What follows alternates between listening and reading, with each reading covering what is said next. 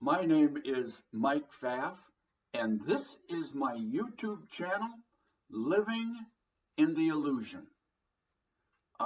This week, we're going to talk about memories, which is one of my favorite subjects, because all we are our memories. Now, we might think we're something else, but we're not. We are just information. And that information is in the form of memories of past events. And we have taken those past events and we have interpreted them through our older memories. So the memories we make today are based upon and built upon the memories of our past.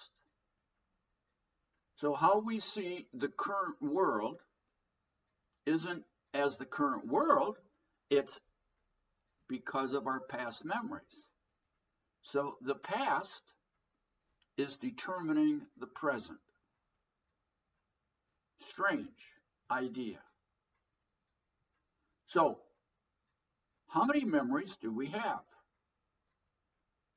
Well, I'm suggesting that we have trillions of memories. Now, when's the last time you counted your memories? Probably never, because you have no idea how many memories you have. So we're going to take some time in the beginning here to kind of look at where memories come from and how many we may have.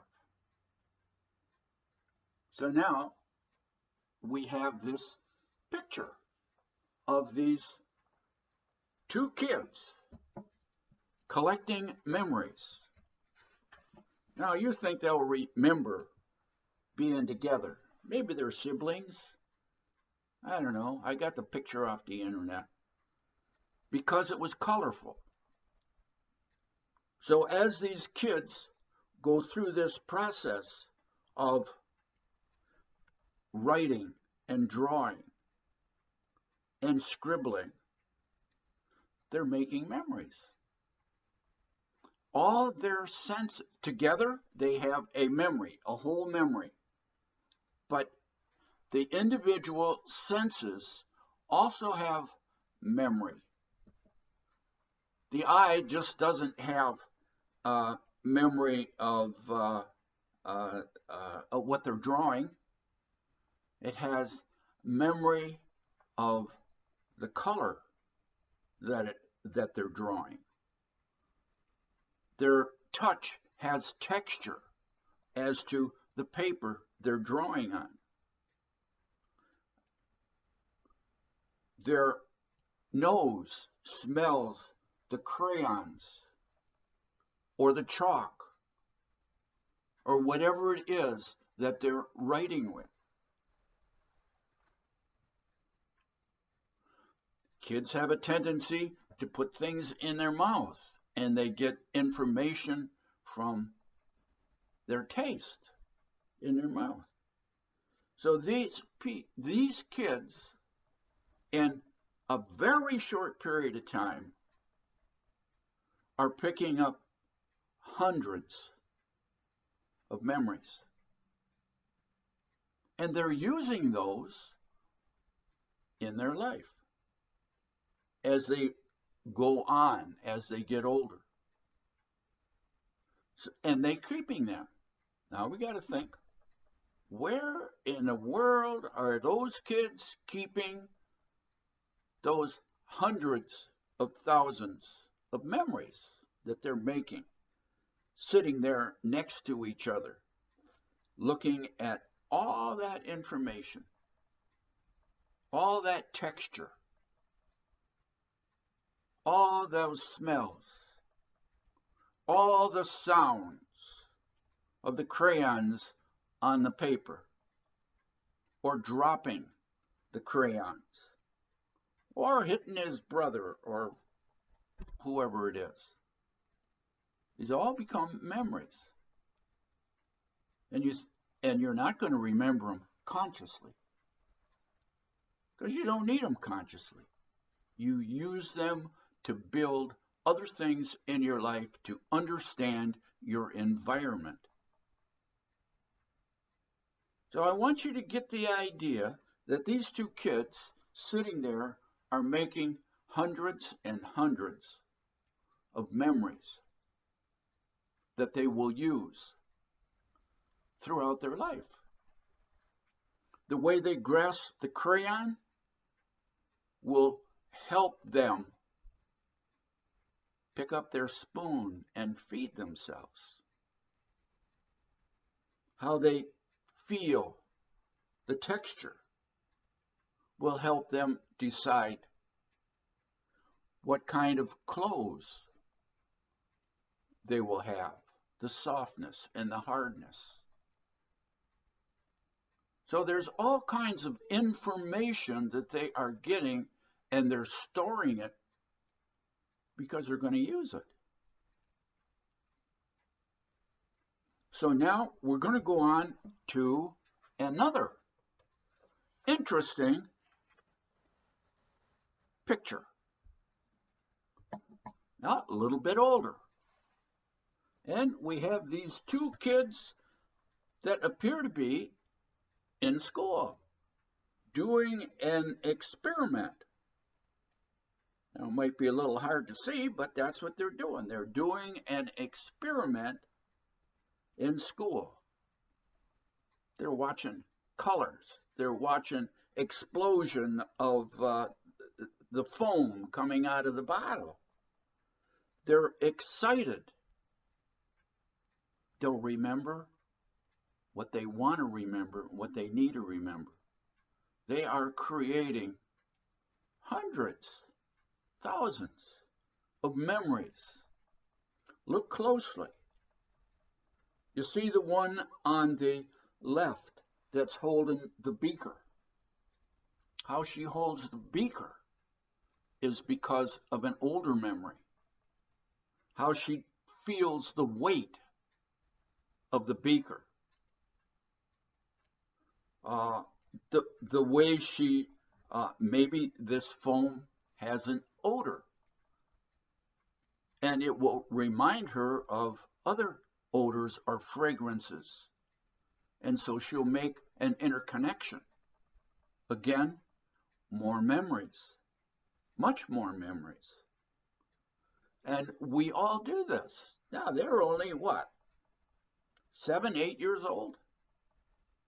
Just think of all the memories they made, like the other picture with the two kids. How many memories they made there in color and a texture that these kids are using now in their experiments. And they keep gaining more and more memories, defining their life and their world. And that's just the way it is.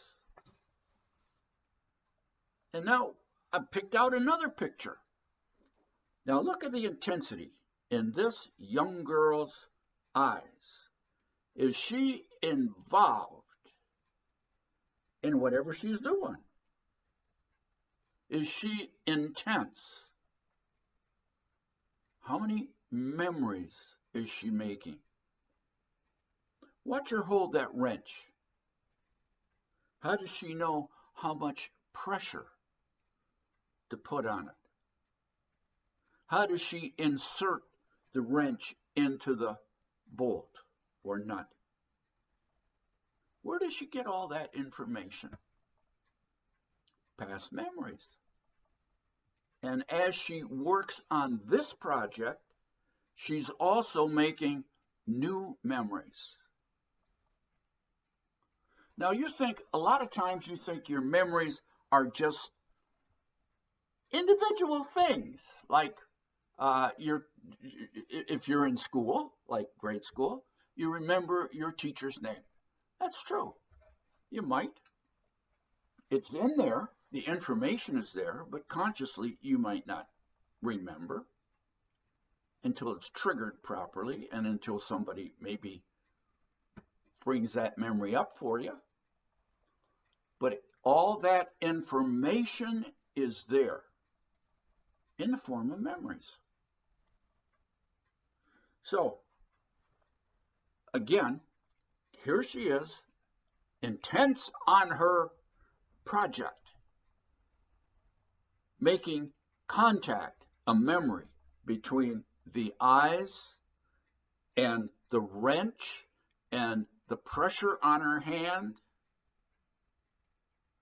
and maybe hearing as she twists a wrench how it sounds as it tightens. Using all the information that's available to her and turning it into memories. Every second of her young life, she creates memories.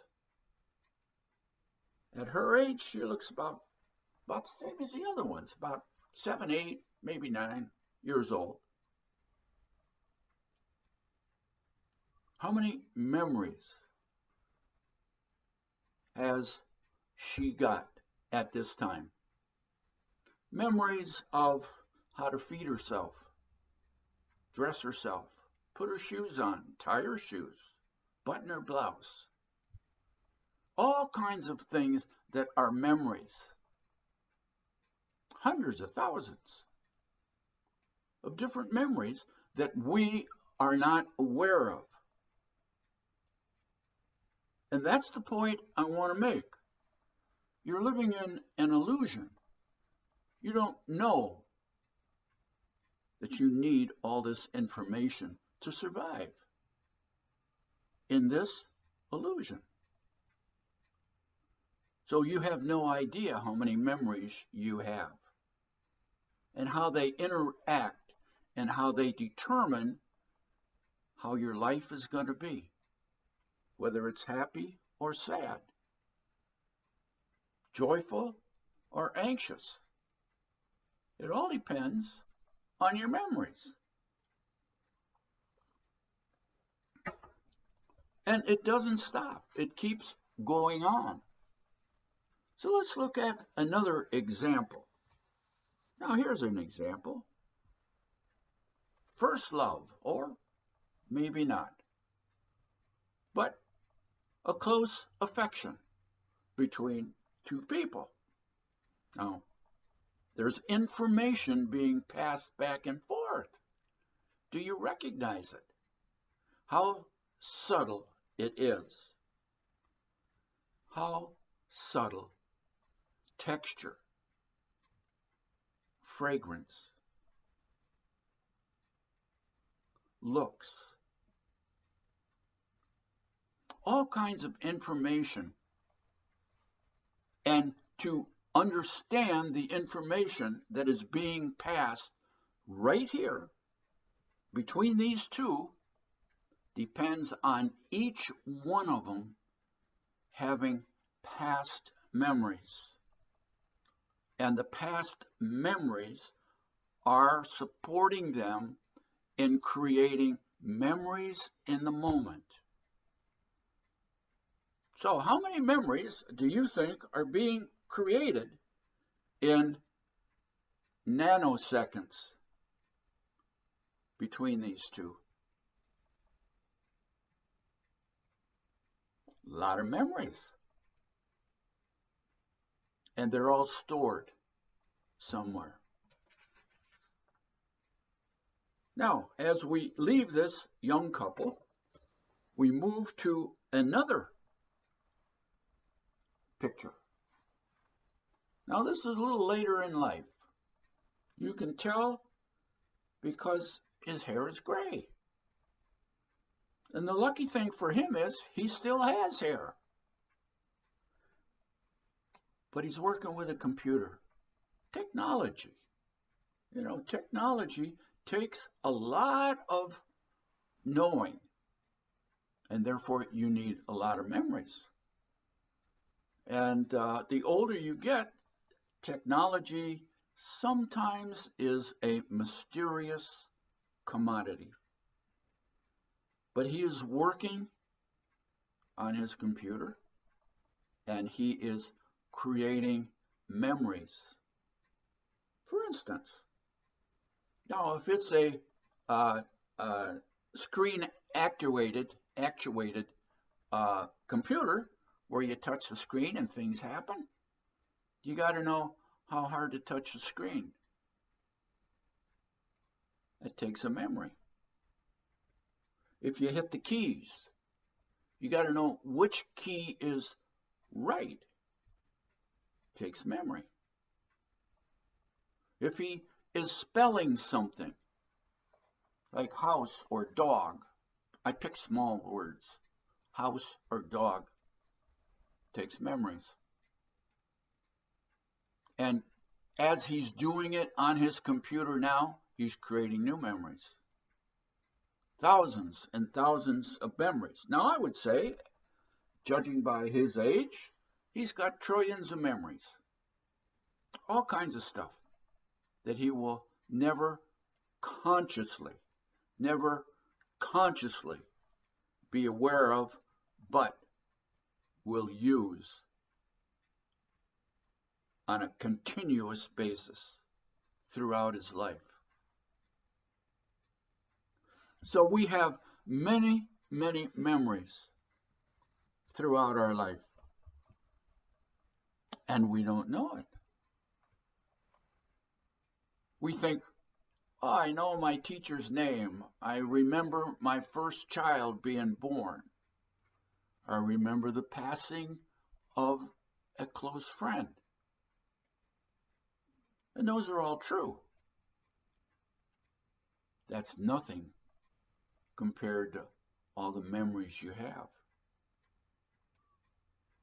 So where are your memories stored?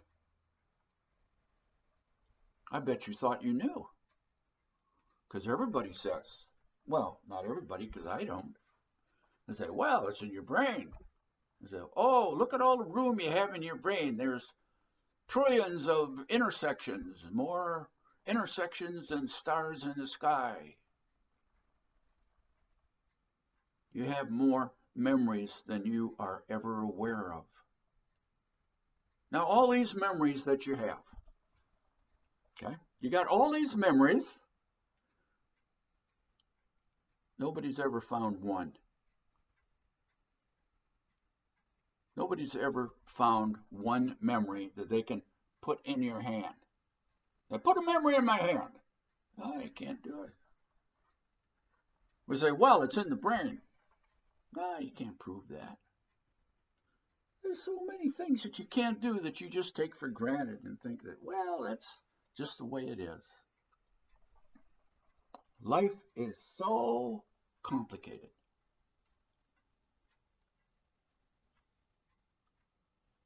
It's information.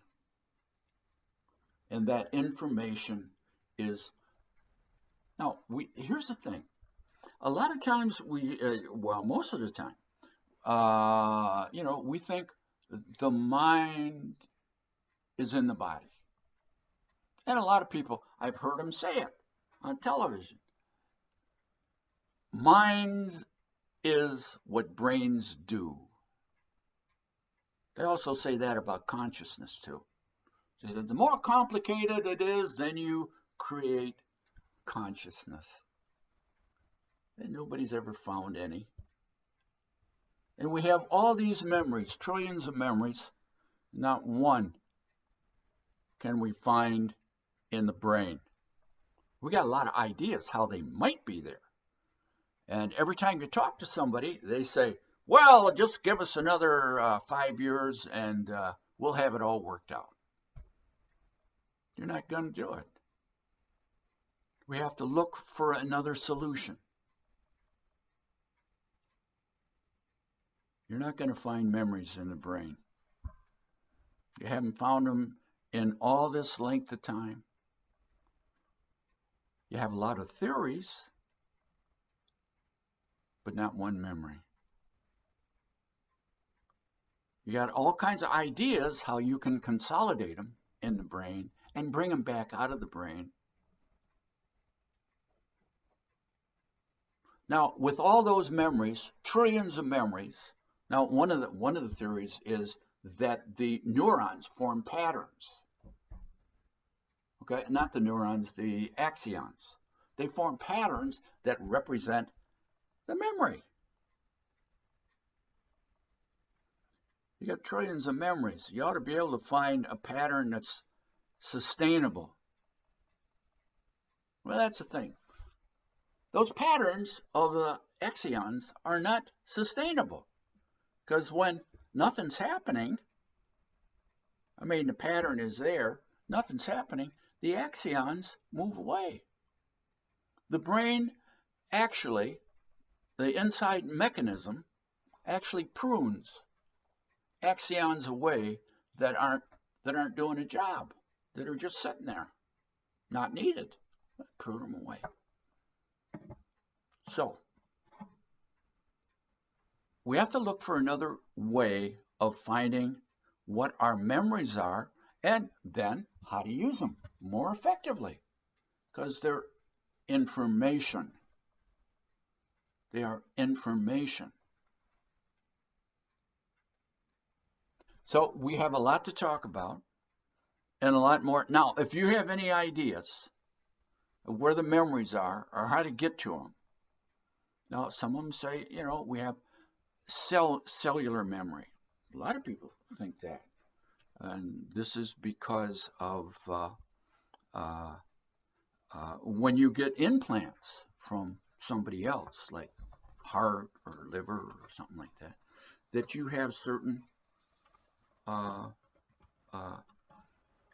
traits related to the donor. And that's an interesting subject. So, again, we don't know where the memories are. I like Rupert Sheldrake's idea of morphic fields, morphic resonance, because that's a place to store memories. So, if you have any questions or any ideas, put them down below, and we'll have some more fun. If you don't, we'll talk about something else next time. So, in the meantime, take care of yourself. Be good to yourself. Have fun. We'll see you next time.